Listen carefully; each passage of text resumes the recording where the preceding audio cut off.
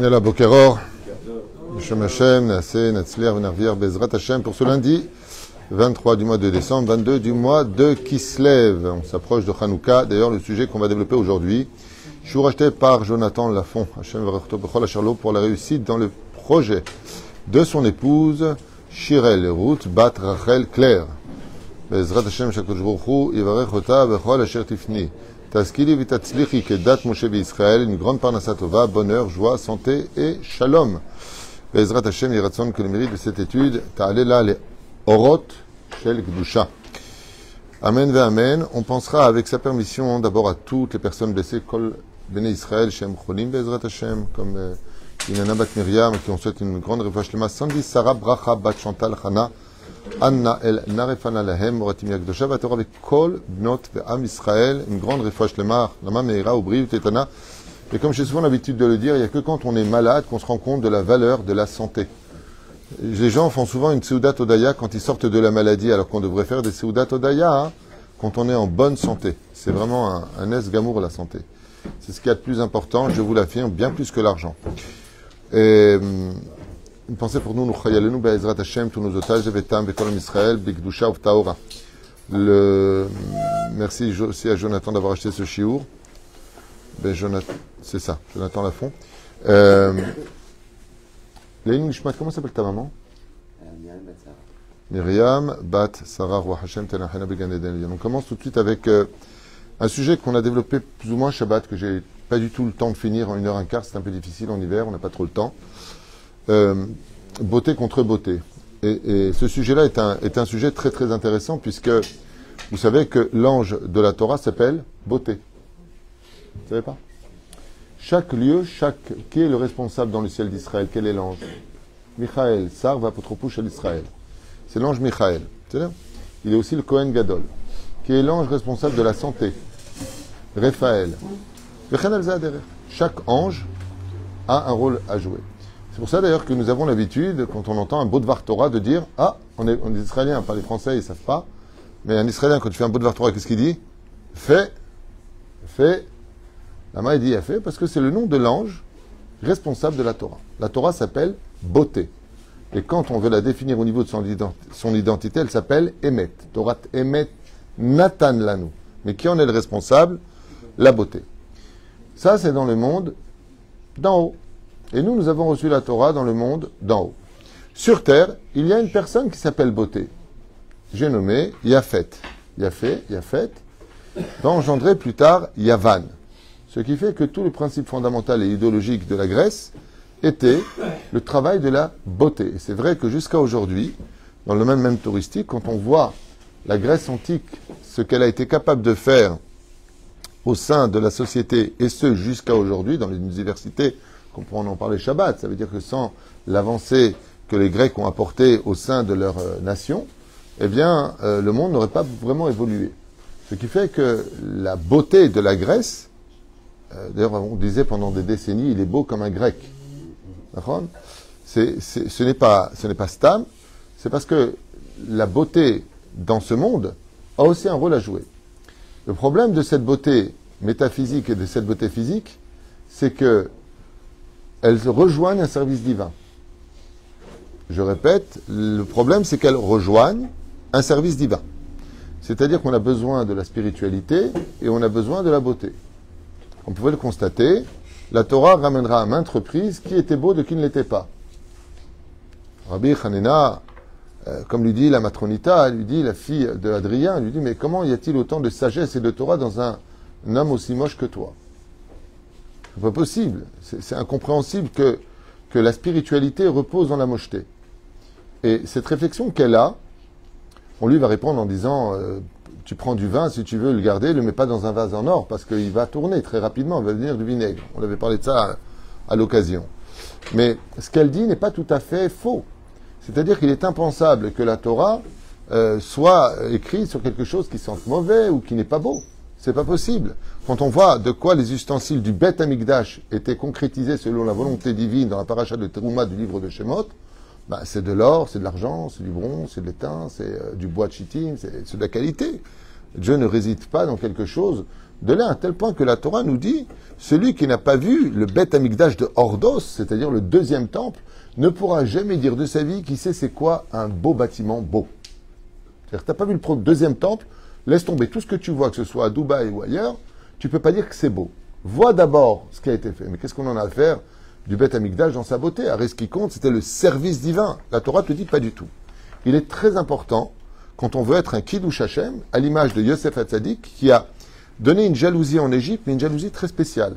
La jalousie de Yosef Hatzadik, contrairement à une jalousie antisémite, était une jalousie de « j'aimerais bien être comme lui ». J'aimerais ressembler à cette personne. Prenons un exemple un petit peu cruel de la Torah. La Gemara.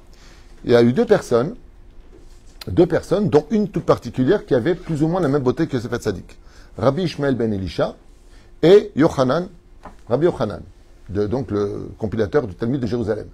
Leur beauté était si grandiose que vous n'allez pas me croire, mais c'est ce que dit le Talmud, c'est pas inventé.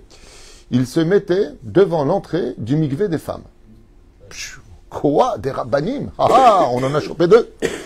Non, alors ils se mettaient devant le mikvé des femmes. Il faut savoir que les yeux étaient fermés, bien sûr. Et pourquoi? Vous n'allez pas me croire. Maasiba, pour la Géoula. Pour la Géoula, qu'est-ce qu'il raconte? Qu'est-ce qu'il raconte dans le Talmud? Tchouva Pshuta, afin que les femmes qui rentraient au mikvé, donc Rabbi Yochanan, je vous rappelais qu'il avait toujours les yeux fermés, et que s'il les ouvrait, il pouvait tuer une personne. De là, ils sont peut-être inspirés dans X-Man, j'en sais rien. En tout cas, l'Elef El Dalim. Dans la Torah, Rabbi Yochanan, la Gemara nous dit, pour lever ses yeux, on pouvait même pas les toucher tellement il était kadosh. Il fallait des aiguilles d'or pour lui lever simplement les cils, pour qu'il puisse voir. Donc, il y a une marloquette à savoir, est-ce qu'il se tenait à l'intérieur du mikvé ou est-ce qu'il se tenait devant la porte du mikvé? Marloquette, c'est un truc de ouf. Truc de ouf. La reine, pourquoi la Torah nous dit ça? Pour que les enfants qui naîtraient de cette union le soir du mikvé sortent de la beauté de ces deux grandes sadikim. Car quand tu regardes quelque chose, tu t'en imprimes. De là, vous avez compris quelque chose d'essentiel. Tu peux tout à fait avoir un enfant qui ressemble à l'acteur ou à ton idole que tu as mis au-dessus de ton lit, comme un chanteur ou un acteur. Faire très attention à cela. Et pourquoi cela? Parce que la génération où viendra le Mashiach, ce sera une génération où les enfants seront beaux. C'est un truc de fou. Bah oui, on ne peut pas recevoir le Mashiach avec... Et c'est vrai que quand on voit les enfants de cette génération, ils sont particulièrement beaux. La jeunesse est belle. Béaménou. C'est un des signes du Mashiach. Quand les fruits seront beaux, quand tu verras le pays se construire dans sa beauté, attends-le. Comme ça dit Ezekiel, les routes, les vergers. Ah oui, alors la Torah nous dit, il est impératif d'avoir quelque chose de beau. C'est une mitzvah d'enjoliver une bête à Knesset. C'est une mitzvah. Éphémérode. Lama. Parce que si l'ange y a fait est responsable de la Torah, il veut reposer dans quelque chose de beau. C'est pour cela que le verset dans le livre de Noach, la paracha de Noach, nous dit Ishkon Yefet Beaole Shem. Yefet résidera dans la tente de Shem. Shem représente le premier, entre guillemets, père du judaïsme, maître d'Avraham Avinu, de Yitzhak et de Yaakov au niveau du judaïsme, de la Torah. Et lui, il a une tente. La tente qu'il a est spirituelle. Yafet, Ishkon Ito. Ça veut dire qu'il il réside dans la tente de la Torah. Et c'est un signe que la Torah nous dit que si tu viens représenter la Torah, il faut que tu sois représenté aussi, que tu représentes aussi la beauté. Par exemple, le Talmud nous dit qu'un Talmid Chacham, s'il a une tache sur lui, Chayav Mita, il est condamné à mort. Condamné à mort ne veut pas dire qu'on va le tuer, veut dire qu'on le destitue immédiatement de son titre de Rav parce qu'il est Chilul Hashem. Ce qui fait que si tu as de la Torah et que tu ne prends pas soin de toi, tu ne fais pas attention, et vous n'allez peut-être pas encore me croire, mais le Talmud nous raconte des trucs de ouf. Nos Tanaïm, ceux qui ont écrit les Mishnayot, les Gemarot, une fois par semaine, aller au bain se oindre d'huile. Qu'est-ce qu'il dit? Evel Avalim, il dit pas du tout. Il était important, quand on représentait de la Torah, de faire attention à son âme comme à son corps. Et on voit que nos Tanaïm, ils allaient au bain. Tout le dinyan de est-ce qu'on va à Medveria est-ce qu'on peut rentrer dans l'eau chaude pendant le Shabbat, peut rentrer dans l'eau chaude pendant le Shabbat? Nazé. C'est quoi ce génial? Les Chachamim prenaient extrêmement soin de leur corps. Ayou, Pashut, Mizharim. Pourquoi? Parce que si tu représentes la Torah, tu dois représenter ce qui est propre et ce qui est beau. On a vu que le Chafetz Chaim, à la Shalom, une fois à 3h du matin, des élèves du Chafetz Chaim rentrent, il habitait dans la ville de Radin. Vous étiez tous donateurs. C'est un jeu de mots, Radin, donateur. Et ils ont vu le Chafetz Chaim en train de nettoyer le sol avec sa chemise. Et donc, Vodarav, il y a des serpillères sur le côté. Il a dit, pourquoi tu veux que je donne une mitzvah de nettoyer la maison de Dieu à une serpillière? C'est Chafetz Chaim. Bon, faut s'appeler le Chafetz Chaim pour faire ça. Okay? C'est pour ça qu'on parle de lui. Est-ce qu'on parle de nous après 20 ans après notre mort? Je ne sais pas. Lui, on parle de lui. Mais la reine Ketot Samizé, il y a un danger énorme entre la beauté de la Torah et la beauté de la graisse. Il y a un danger énorme. C'est pour cela que, comme j'ai expliqué ce Shabbat, vous constaterez que nos Talmidei Chachamim se mesuraient constamment à la sagesse de la Grèce pour bien faire comprendre la supériorité de la Torah à celle de la Grèce. Ça veut dire que même si la beauté est importante, elle reste malgré tout secondaire à la beauté de la Torah. C'est pour cela que nous allons dans les bougies, dans le socle d'une belle menorah, sur lequel repose l'huile qui monte au-dessus des autres. Et nous, on doit faire monter cette spiritualité au-dessus de tous. En d'autres termes, la guerre de Hanouka était reliée de qui passe avant l'autre. Les Grecs n'avaient aucun problème de respecter la Torah et le judaïsme si on acceptait l'idée que les Grecs étaient au-dessus. La Torah est venue dire non. La Grèce, vous avez un rôle à jouer, comme j'ai expliqué Shabbat, si on a un Sefer Torah, par exemple, on est en Grèce, on a un Sefer Torah ou des Tfilim ou des Mezuzot qui sont écrits en grec, on peut tout à fait les mettre et dire la bracha dessus. On peut monter au Sefer Torah, car ce sont les mêmes alphabets. On l'a vu, alpha, bêta, vous vous rappelez de ça? Gamma, delta, c'est les mêmes à part deux lettres qui changent, à la fin d'ailleurs. Aval, on se rend compte que Bémet, il y a une espèce de connotation, d'alliage entre ce que veut présenter la Grèce et ce que veut représenter la Torah. D'ailleurs, ce sujet-là est tellement profond, je vous dis franchement, qu'elle est même marloquette chez nous, les feuilles, entre Hillel et Shammai. Je m'explique. Shammai dit, on doit prendre la matérialité et l'élever vers le ciel, donc le rendre spirituel. Non, pardon.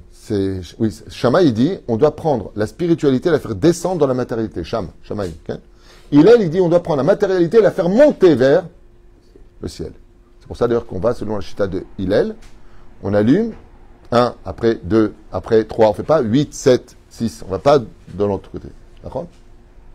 On va de ce côté-là. Donc la marloquette, elle est quand même très puissante et très profonde. Ça veut dire que pour Hillel, il faut prendre ce que tu as de beau. Par exemple, pour Hillel, plus une femme est belle, et plus elle aura le devoir de rester cachée. Plus elle est belle, plus elle doit être sanoua. Dans le domaine de Shammai, seul le ciel est beau, et c'est lui qui donne vie à la matérialité. Donc, c'est d'ailleurs tout le principe de la Magen David. Est-ce qu'on part de la largeur vers le bas, vers le haut, ou est-ce qu'on part de la largeur du haut vers le bas? C'est-à-dire, est-ce qu'on doit faire descendre la spiritualité, comme c'est marqué, Vasouli dira Batartoni, Dieu quand est-ce qu'il descend quand on lui fera un appartement sur terre? Ou alors, est-ce que c'est le contraire? On doit porter la terre vers Hachem. Et vous verrez que cette marloquette est éternelle. Elle est éternelle, cette marloquette. C'est où le Triatametim, c'est où? La résurrection des morts? C'est sur terre. Donc, en fin de compte, quoi? Comme explique le Rambam, la marloquette entre Rabbi Yehuda Levi et le Rambam, à savoir qu'il y aura le Bezrat Hashem la Géoula. Comment ça se passe? Est-ce que c'est le ciel qui rejoint la terre ou est-ce que c'est la terre qui rejoint le ciel? Comment ça va se passer entre les deux mondes? Et c'est très bizarre parce que le mot c'est Olam Abba. C'est-à-dire qu'il est déjà là. Le Olam Abba. Machma Mikan, que tout se passera sur terre. Dieu il veut vivre dans le ciel ou il veut vivre sur terre? Quand Dieu est fâché, il s'éloigne. Quand Dieu est bien avec nous, il se rapproche. Je veux vivre avec vous. Ou dans la matérialité. Mais comment était fait le tabernacle? D'or pur, intérieur, extérieur et bois de chittim. Avec des krouvim qui étaient faits mikshazahav. Tout était fait d'or. À un tel point que le Talmud nous dit, Dieu, il y a 7 sortes d'or différents sur terre, selon le Talmud, et l'or n'a été créé que pour servir le divin. Et pourtant, il n'y a pas plus matérialiste au monde que de l'or. Leman ivra zahav, dit le Talmud, pour servir toute la Gdusha. C'est un Torah en or, une menorah en or. Le mur de Rabben, ou celui qui a compilé la Mishnah, était fait d'or. C'est pourquoi on nous dit que ces murs étaient... Vous imaginez un rabbin, vous allez chez lui, les murs sont faits en feuilles d'or. Dis-moi, qu'est-ce que tu fais de ta vie? Il te dit, ben, moi je suis tellement kadosh que mes murs ils sont faits d'or. Ça veut dire que, comme il le dira avant de mourir, même mon petit doigt ne m'a jamais servi si ce n'est que pour servir Hachem. Mashmavikan, que plus tu sers Hachem, plus tu dois honorer, plus tu dois donner de la gdusha à travers la beauté de ce monde. C'est pour cela qu'il y a une grande mitzvah d'enjoliver le pays d'Israël. C'est le pays de Dieu. Car les yeux de Dieu sont du début à la fin. Vous ne pouvez pas savoir dans le monde d'en haut combien les anges pleurent quand un juif il jette un papier par terre en Israël. Ses cigarettes par terre. Combien les anges pleurent de cela. C'est comme si vous êtes chez le roi, dans son palais. Tu vois un cigarette, tu la jettes par terre devant lui. Essaye d'abord de le faire. C'est un manque de respect total. Lama. J'ai connu un rave qui crachait même pas par terre. Tu sais, bon, des fois, tu as une angine. Il crachait un mouchoir. Alors je lui dis, vous crachez jamais par terre? Il m'a dit, chaz v'shalom, on ne crache pas sur Israël. Pour vous dire à quel point l'importance, marabou ma'asecha Hashem, kulam bechokma asita. Mazé kulam, marabou ma'asecha Hashem, combien elles sont belles tes œuvres Hashem, tu les as toutes faites avec une intelligence absolue. De quoi on parle? C'est d'avoir mis de la spiritualité dans la matérialité. C'est pour cela que la Torah n'hésitera jamais à nous parler de la beauté de Sarah, de Rachel, de Rivka, de Abigail, à un tel point que le Talmud nous dit dans la Sechet Megillah, voici les femmes qui ont été les plus belles de l'histoire. On dit ce qu'on en a à faire. Un homme n'a le droit de regarder qu'une seule femme, 2 femmes dans sa vie. 3, s'il veut. Allez. Il peut regarder sa mère, il peut regarder sa femme et sa fille. À part ça, il n'a pas le droit de regarder les autres.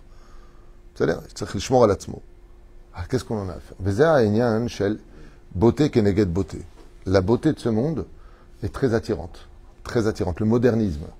La science des Grecs est très attirante. Tu t'ennuies pas. Il faut savoir que les Grecs, dans la Grèce antique, se réunissaient dans les théâtres et parlaient pendant des heures. Il n'y avait pas besoin de plasma, il n'y avait pas besoin de film. Leur vie était un film. Bon, ils s'inventaient des choses avec l'Olympe, toutes sortes de ch'touillottes, b'intzagvaniot, avec Apollon, qui se prenait pour un Tunisien. Aval dans le tachlès des choses, on ne s'ennuyait pas dans la Grèce antique. Même si c'était complètement immoral aval dans le tachlès des choses, il faut savoir qu'ils ont transmis un message duquel il y a une partie de l'histoire, de l'historique d'Israël qui s'adresse à nous. Comme je vous l'expliquais ce Shabbat, la Grèce est une flamme. C'est-à-dire, je parle de la Grèce, je parle de la science des Grecs, était une flamme. Seulement, comme le dit le mot Yavan, c'est une flamme qui va vers le bas. Yud, ensuite Vav, ensuite Nun Sofit. Ce n'est pas une flamme qui monte. C'est pour ça que nous, on doit faire la halot ner tamid, faire monter la flamme. Dans le judaïsme, on va faire monter cette flamme et ne surtout pas la faire descendre. Ce qui fait que la Grèce, sans la Torah, c'est une lumière qui te fait descendre. C'est-à-dire, c'est très important de le comprendre. Sur ce, quand on arrive à la fête de Hanouka, alors je finis juste avec quelques versets quand même pour nous faire comprendre combien la Torah est suffisante de par elle-même quelque part. Elle va nous dire, faites attention au mélange. D'accord ? Faites attention au mélange. Et vous allez voir que ce que vous allez entendre maintenant nous concerne tous les jours de la vie. Tes patrons, t'as tes ouvriers, pendant qu'ils travaillent, ils font autre chose. Ils s'occupent d'un truc personnel. Imagine que par exemple, vous avez une société, vous avez une secrétaire. Et la secrétaire passe son temps à se faire belle au lieu de bosser. Qu'est-ce que vous lui dites? Mélange pas tout. Il y a un temps pour se maquiller, il y a un temps pour venir travailler. Elle te dit, alors tu sais quoi, demain je viens faire halal. Non, t'es secrétaire, t'es à l'entrée. C'est important que tu sois représentante de la société. Quel est le problème dans ce cas-là? Le problème, il est simplement qu'elle ne se maquille pas dans le moment où il faudrait se maquiller. Ça veut dire que maintenant que tu es rentré derrière le dalpak, tu es là pour bosser, tu n'es plus là pour te maquiller. Donc, les avdil ben kodesh lechol. L'avdil entre le moment où tu es chez toi et le moment où tu viens travailler. Si par contre je mélange tout, automatiquement j'enfreins les deux pôles. C'est pour cela que la Torah nous dira Am levadad ishkon uva goim lo itrashav. C'est quand même vachement curieux comme verset. C'est un peuple qui vit en autarcie qui ne se mélange pas aux nations du monde. Mais excuse-moi, temps mort. Le but d'Israël, c'est liot hors la goïm. Je comprends plus rien.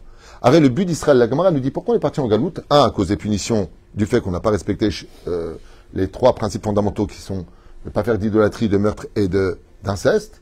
Et les jachères, c'est-à-dire la shmitat haaretz, donc sinon la terre nous vomit, comme c'est marqué dans Masechet Avot. Mais de l'autre côté, pourquoi on est parti là-bas? Pour récupérer les Nitzotzot et donner le message universel du Dieu unique au sein des nations du monde. Ce qui fait que Israël, les Juifs, comme l'a très bien fait le Rabbi planté à New York, du monde entier, on venait le voir, on venait voir le Rav Ovadia Yosef ici, on venait voir le Chafetz Chaim à Radin, on venait voir le Gaon de Vilna, on venait voir le Baal Shem Tov. Du monde entier, les gens venaient là où il y avait. Et cette lumière à travers laquelle les Juifs ont existé, comme au Maroc, en Tunisie, en Algérie certainement, Vechen al-Zaderer, eh bien, ont été une lumière parmi les goïms. C'est-à-dire que les non-juifs ont appris qu'est-ce qu'était un juif, qu'est-ce qu'était la Torah des juifs. Et ce mélange-là, il est un peu bizarre parce qu'on nous dit Am levada dishkon bagoim le trashav. C'est-à-dire que même si les juifs vivaient à travers les non-juifs, ils devaient vivre en ghetto pour ne pas se mélanger. Ainsi donc, au sein même de la nation du monde, on ressemblait à une ampoule que tu fixes et qui éclaire la pièce. Les juifs étaient fixés quelque part et on éclairait la pièce. Qu'est-ce qu'a fait Napoléon? Il a mélangé le grec et le juif. Qu'est-ce que ça veut dire? Il a sorti les juifs des ghettos et leur a dit vous êtes maintenant comme tout le monde. On a plongé dans la totale assimilation. Am levadadishkon, ça c'est ce que demande la Torah. Bechukotehem lotelechu. Vous n'avez pas le droit d'aller selon les traditions des non-juifs. Nous avons nos traditions, nous avons une menorah. Il n'y a pas de sapin à côté. Ce n'est pas nos traditions, ce n'est pas notre religion, ce n'est pas notre... On n'a pas reçu savoir Sinaï. D'ailleurs, même eux, ils ont reçu par rapport à ça. C'est une fête qui est bichlal reliée aux druides. J'ai déjà fait plein de cours sur le sujet. C'est pas le sujet. Mais quoi qu'il advienne, nous avons nos traditions. Nous avons notre Torah. Et si tu rajoutes ou si tu enlèves, ben, comme c'est marqué dans la Torah, l'autosifon vutigraoun. Ni tu rajoutes ni tu enlèves. Car si chaz shalom, tu rajoutes quoi que ce soit qui vient des nations du monde dans ta Torah, c'est que tu montres par là que ta Torah n'était pas assez belle et qu'elle est incomplète. Alors qu'on chante Torah Tachem, Temima. Et c'est pareil dans le judaïsme. Imaginez que je vais faire 10 jours de Pessah. Est-ce que j'ai le droit? Imaginez que je vais faire 10 jours de Sukkot. Est-ce que j'ai le droit? Imaginez que je vais faire 2 jours de Shabbat. Shabbat et dimanche, comme a dit Louis de Finesse. Est-ce que j'ai le droit ou pas? Non. Pourquoi non? Pourtant, c'est Shabbat, 2 fois Shabbat. Elle est belle, je rajoute. C'est assourd. Pourquoi? Parce que la Torah, ce qu'elle nous a donné, c'est parfait. Tu n'as pas besoin de rajouter. C'est là, c'est Pérouche d'abord. Maintenant, j'aimerais descendre ce shiur, si je peux me permettre, à l'essence même de la fête de Hanouka, puisque voilà, mercredi soir, on va allumer les bougies. Alors, il y a 2 façons d'allumer. T'allumes. Oh, j'adore le sougagnotte. Oh, j'ai pris du poids. Super. Et il y a la deuxième façon d'allumer les bougies. La deuxième façon d'allumer les bougies, non pas de façon cérémoniale, religieuse, mais de rentrer dans le principe fondamental du message de la fête. C'est-à-dire, c'est comme quelqu'un qui vient te lancer un message. Je suis content de te voir, mais je m'en fous que tu me vois, je suis en train de te lancer un message, un truc hyper important, il faut que tu viennes. Et la personne qui dit, je suis content, je l'ai vu. Quoi, t'es pas parti avec lui? Et tu sais pourquoi il est venu? Pour te dire, viens avec moi. La fête, quand elle vient à une date, c'est pour te dire, maintenant, viens avec moi. Et toi, qu'est-ce que tu fais? Je suis content de t'avoir vu. J'aime bien, c'est une fête d'allumer. Faites très attention à cela. Quand une fête vient, c'est pour ça que vous allez dire d'ailleurs, à l'Anissim à la Pourkan, Bayami Mahem, il est parti te chercher de ce qui s'est passé dans la journée dans laquelle tu passes aujourd'hui. Ce qui fait qu'on va voir ensemble quelques points, si ça vous intéresse, sur les messages de Hanouka. Message de Hanouka. Petit 1, cette fête vient nous éduquer à remettre les choses à leur place. C'est-à-dire que même si la beauté est belle, si elle n'est pas mise au service de la Torah, elle n'est plus à sa place. Leavdil ben kodesh lechol ou ben or lachoshech ou ben israelim ou ben yom eshevi l'ishishtem yamaseh. Deuxièmement, la Torah vient nous apprendre, Hanouka vient nous apprendre qu'on prend de l'huile. Mazé l'huile, comment on dit de l'huile en hébreu? De l'huile. Hashemet, c'est l'aide du mot neshama. Arrête de faire passer ton corps avant ta neshama. C'est exactement la même lettre. Hashemen, otiot neshama.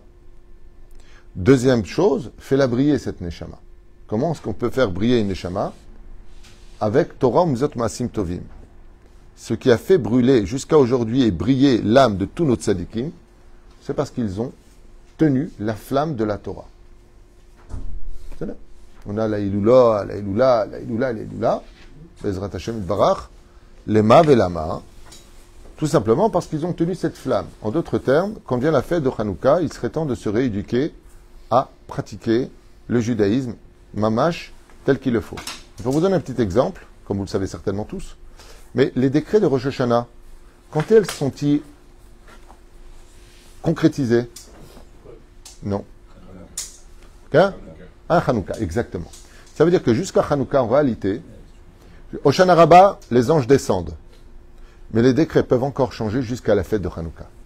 C'est-à-dire que nous sommes encore dans l'ambiance de Rosh Hashanah. Et vous savez pourquoi? Parce que Akadosh Baruch Hu attend de cette fête-là qu'à travers les chants et le sucré que nous avons dans la bouche, ce qu'on appelle les soudganiotes et autres, eh bien, nous puissions enfin comprendre que la Torah est remplie de douceur et de miel. La fête de Hanouka, c'est une seconde chance sur le jugement. Et ce jugement-là, il n'a pas lieu dans le ciel, puisque les nuits à Rosh Hashanah. Qui nous juge à Rosh Hashanah, à Hanouka? Qui doit se juger? Ben vous-même. En allumant les bougies, vous allez participer à cette situation de voir à la lumière où est-ce que vous en êtes dans votre monde d'obscurité.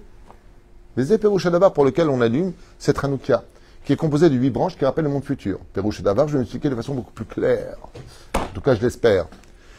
Hanouka, c'est le jour où chaque juif doit se poser la question, est-ce que j'ai le monde futur ou pas? Est-ce que ma façon de me comporter me laisse rentrer dans la lumière du monde futur? Zaché l'Agdola. Donc, c'est un Rosh Hashanah, où le Dayan, le juge, c'est toi-même. C'est pour cela qu'on allume dès la sortie des étoiles. Lama, pour te faire comprendre que dès que vient l'obscurité, Tarzor Bichouva, Tadlik et Aneshama. D'ailleurs, c'est ce qu'on chante dans le chant Rabbeinu Nachman. Rabbeinu Sha'ai Bekol. Adlik Lanu et Aneshama. Alors, on va rentrer dans le domaine pratique, Bezrat Hashem. La pureté. Mazé la pureté. Dans nos mitzvot et au-dessus. Il y a ce qu'on appelle la teshuva dans la teshuva. C'est vrai qu'il y en a qui font Shabbat, qui mettent les tefilines, qui mangent kasher. La question, c'est de savoir dans quelle qualité tu fais les choses. Prenons un exemple. Quand on rentre à la Beth Knesset, comme vous le savez tous, malheureusement, on a beaucoup de Yetzer Hara. Je dirais que là où il y a du miel, il y a toujours des mouches. Je reprends toujours cette histoire incroyable où le plus grand fléau de la génération et le plus grand miracle de la génération, c'est le portable. Entre dire à quelqu'un, la mer s'est ouverte, en 12 ponts, on est passé à l'intérieur, et tu parles d'un portable sur lequel tu aurais tout ton bureau à l'intérieur, qui prend des photos, qui envoie des mails, enfin, déjà quand le fax est sorti, c'était, tu mets une feuille à droite, elle sort de l'autre côté au Japon à gauche. Au moment où ça descend, ça sort là-bas. C'est déjà un miracle. Alors le télégramme, vous vous rappelez de ça? C'était aujourd'hui le portable. C'est-à-dire, tu peux même savoir, il n'y a que Dieu qui sait où. Moi, je trouve qu'un des plus grands miracles de la génération qui vraiment me subjugue, c'est le Waze. Waze. Invention israélienne. Pour ceux qui veulent boycotter Israël, arrêtez le Waze. C'est de chez nous. Et non mais c'est extraordinaire le Waze. Il te dit des mauvaises nouvelles des fois, 20 minutes de retard. Pourquoi tu l'as pas vu avant? Il te dit prenez à droite. D'ailleurs ça a énervé ma femme parce que quand j'ai pris la voiture, c'est une femme qui parlait, elle parlait très prenez à droite. Je me dis enlève-la tout de suite. Te drague. La reine. C'est marrant parce que dans l'application, en plus, tu as l'accent français du Nord, l'accent français du Sud, tu choisis. Marseille aussi, ouais. Et malheureusement, donc c'est extraordinaire cette avancée. Mais malheureusement, quand on rentre à la synagogue, on va faire le pur. Hachem, c'est peut-être iftar fiagité la techa. Et en même temps, on va mêler quoi? On a les tefilines sur la tête, comme j'en ai parlé récemment. Et hop, on sort les portables. Et le Yetzer Hara, dans les émotions. Ouais, mais je suis inquiet. Oui, mais comment je vais faire? Il faut que j'envoie un mail tout de suite. Il est tard. Moi, je suis quand même venu prier. À Adam, l'obécéder. Je vous pose une question. Est-ce que dans l'allumage des bougies de Hanouka, à l'huile d'olive pure, vous mettriez du pétrole à l'intérieur? Non. Pourquoi? Ça ferait exploser la bougie. C'est inflammable. Pam! Ça explose. D'accord? C'est exactement ce qui se passe dans le ciel quand quelqu'un vient à la synagogue d'Etfilin, qui sort son portable, il commence à envoyer des mails, j'arrive, patati, daï, surtout les personnes, comme j'ai dit, qui ont plus de 50 ans, on a vécu sans les portables et on vivait, mazé bien, 1000 fois mieux qu'aujourd'hui, il y avait beaucoup moins d'ulcères qu'aujourd'hui. On vivait très bien, les gens avaient de la patience, ils savaient attendre, ils disaient, là, il va pas tarder à sortir de la prière. Aujourd'hui, en plein Amida, les gens y répondent. En plein Amida devant Hachem, c'est pas taille, tu mets du pétrole. Pourquoi? Parce que tu es trop nerveux, parce que tes émotions, tu les gères plus, parce que tu n'as pas d'émouna. Parce que si vraiment tu avais de la émouna, mets ton portable de côté, qu'est-ce que t'en as à faire? Non, il faut que je tienne les rênes, déjà que je souffre assez. Mais tu vas souffrir encore plus. Tu sais pourquoi? Tu viens de créer un pitsout. Comme je l'ai dit, la Grèce, Ishkom Yafet Bo Leshem. La graisse, elle rentre dans la tente. C'est quoi la tente? C'est le Bate Midrashot. C'est le Bate Midrashot. On est là et on parle. Le pire, c'est pas ça. Tu as des gens qui étudient le Talmud. En Chavruta ici. Je vois de temps en temps, sans faire d'accusation. Et en pleine étude, alors que Chavruta lui parle, il envoie un message, il envoie un truc, il envoie... Mais pose-le, ce maudit portable. Pose-le. En asagat Torah ela lemi shememit et atzmo alea. On ne peut réellement apprendre la Torah que quand tu es mort pour ce monde. C'est ce que dit la Gemara à propos de Resh Lakish. Tu veux vraiment prendre la Torah? Tu veux vraiment la prendre? Et c'est pareil, je vous donne un exemple pour que vous compreniez bien les choses. Quand vous êtes dans l'intimité avec votre épouse, est-ce qu'elle tolérerait que vous ayez une maîtresse qui est plus belle qu'elle ou qui est attirante? Est-ce qu'elle aimerait qu'en pleine intimité, vous prenez votre portable pour parler avec un client? C'est une question bête que je pose. Vous êtes dans l'intimité avec votre épouse, vous prenez le portable, vous parlez avec le client. Comment réagirait votre épouse? T'as dit, t'es avec moi ou quoi? Qu'est-ce que tu fais? Déjà que quand elle lui dit, t'es pas là, t'es pas avec moi, arrête. Vous savez pourquoi? Parce que lui, il est mélangé. T'es pas là, t'es pas avec moi. Si vous le compreniez un tel, c'est pareil pour vous. Vous parlez avec votre femme, pendant que vous parlez, elle regarde ailleurs, elle envoie des messages. T'as dit, c'est pas vexant? Ça vous est jamais arrivé de dire, tu sais que je te parle? Allô, je suis là. Il y a une femme qui m'a raconté pour parler à son mari, ils sont en phase d'un autre. Elle lui envoie un WhatsApp. Il est en phase, hein. Je peux te parler? Parce que le seul moment où il va voir qu'elle lui parle, c'est sur son écran. Après, il y a marqué dans la paracha des Yeshuim, dans la paracha des Yitro, il y a marqué Lo yelecha masach. Tu ne feras pas d'avodazara. Le mot avodazara est employé par le mot écran. La Torah vu loin. Mais la reine, c'est ça la fête de Hanouka. C'est prendre sur soi à partir de cette fête d'émettre que quand je rentre dans la gdoucha de la synagogue, je laisse ce maudit portable dans ma poche. Quand je sors, je le ressors. Il peut y avoir des cas comme le cas de Eric. Sa maman est dans une situation peut-être... Alors, tu revois, mais c'est pas vrai du tout. C'est pas ça du tout. C'est simplement qu'on est en pleine prière et on pense, on monte de la Touma, on pense, ah ben tiens, je joue en même temps, j'ai peur de l'oublier. Et on pense, et on fait ceci. Après on monte en la Torah, Baruch Hashem Vorach. Je crois que moi, t'es avec moi, t'es avec l'autre. Qui donne la parnassa, c'est moi. Tu ferais bien d'être avec moi. Qui donne la santé, c'est moi. Qui donne les mauvaises nouvelles, les bonnes nouvelles, c'est moi qui les laisse. T'es avec Dieu, tu as tout. T'es pas avec Dieu. Alors lui aussi il se vexe. C'est ça la fête de Hanouka. Bien sûr que c'est un pareil extraordinaire. Tu peux voir des cours de Torah. Rabbin Bogos. Tout. Tu peux, Baruch Hashem, envoyer des choses extraordinaires. Le portable a été créé pour nous faire à la base gagner du temps. On n'en a jamais autant perdu.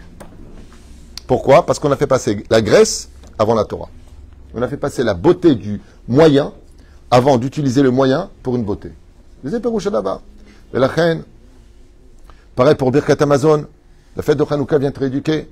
Quand tu fais le Birkat Amazon, est-ce que j'ai le droit, le pied à l'Acha, de donner un verre? De faire passer un verre pendant mon Birkat Amazon? Non. Pourquoi? Tu dois être concentré. Sinon, tu finis concentré en deux mots. Il faut réfléchir. Mais les Pérouches d'Ava. À partir du moment où tu es dans ton Birkat Amazon, vous savez que le Birkat Amazon est plus important que l'Amida.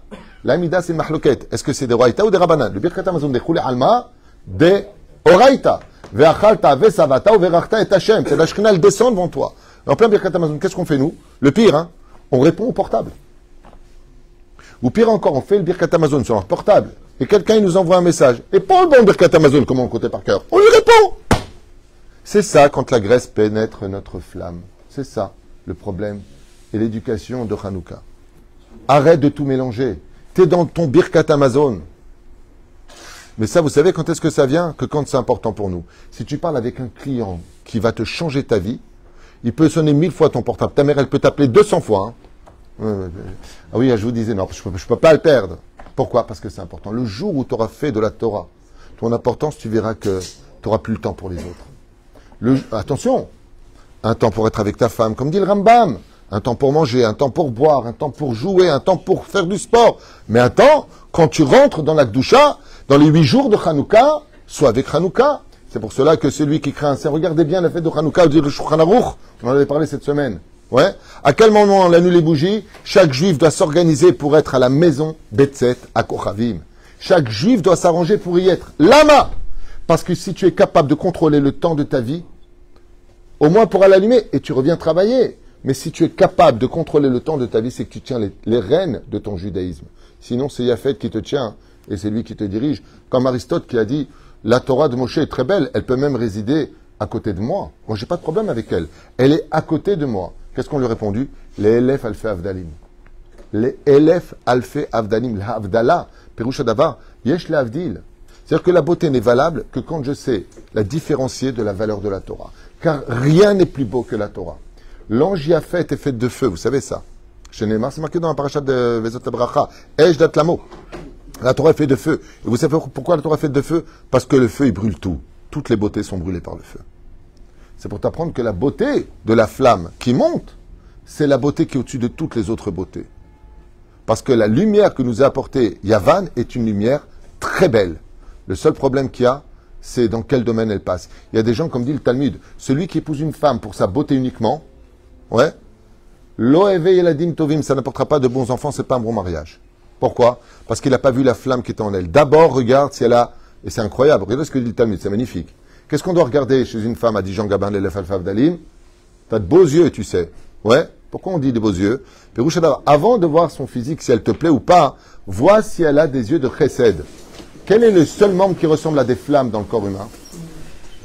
Les yeux. Quand tu vois les flammes, tu vois les yeux, Nachon? Même l'autre, il a fait une chanson, elle a des yeux revolver. Ah! Le rouge là-bas.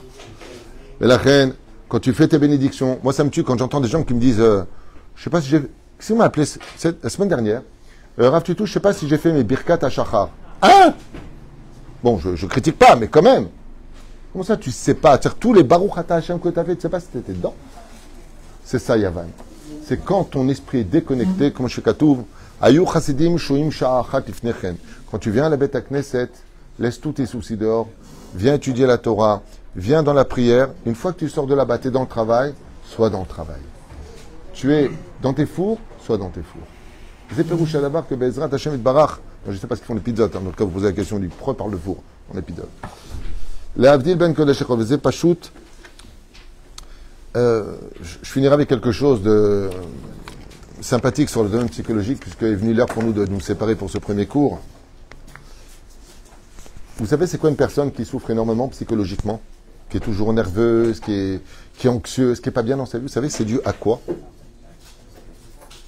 Le stress. Tout ça, ça tourne autour d'une seule chose. Ça s'appelle l'amalgame. Ce sont des gens qui vivent dans l'amalgame.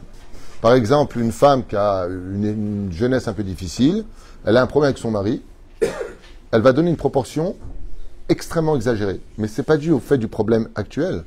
C'est que si son esprit n'est pas rangé, si la menorah n'est pas en dessous, l'huile à l'intérieur, la mèche au-dessus et la flamme qui brille, automatiquement, eh bien, quand il se retourne, la flamme s'éteint à l'intérieur. Elle n'a plus de lumière dans sa vie. Pourquoi? Parce qu'elle vit dans des amalgames. C'est pour ça que la première fête juive, c'est extraordinaire. C'est quoi la première fête juive du judaïsme? Bon, on n'a pas le temps. La première fête juive, c'est la fête de Pessah. Waouh! Nokolosko. Donc, c'est la première fête juive, c'est la seder. Et comment on appelle ça? Lela Seder. Mets du Seder dans ta tête. Enlève ce qui n'est pas bon. D'accord? Et la fête qui nous accompagne de la fête de Pessah, qui vient éclairer la fête de Pessah, où est-ce qu'on la retrouve? Qu'est-ce qu'on fait à Pessah? On cherche le Seder avec quoi? Une bougie dans les mains. Vous vous rappelez? Avec un air, une bougie qui est allumée. Cette même bougie-là, on la retient de façon spirituelle face à nos yeux pendant les 8 jours de Pessah pour faire du Seder dans notre vie. Soit Besséder dans la vie. Vas-y, Besséder. Quand tu dis une personne, dis-moi, il est Besséder en ce moment, il perd la tête. T'as Besséder? Ça s'appelle amalgame. Tout ce que veut Yavan, c'est un amalgame dans la vie. Tu peux tout à fait être un grec religieux. Alors que la Torah nous dit, pas du tout. Tu dois te servir de la beauté pour la Torah. En d'autres termes, la beauté n'est qu'un moyen, la Torah en est le but. Baruch Adonai Leolam, Amen V'Amen.